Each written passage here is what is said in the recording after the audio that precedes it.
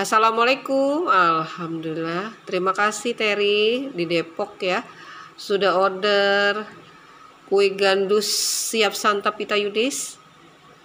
Kue wong Palembang yang rasanya asin, gurih, dan lemaknya. Seperti ini kue gandusnya. Oh, lembut sekali ya. Ebinya juga banyak. Ditaburi dengan irisan daun seledri, bawang goreng, dan cabai merah. Seperti ini.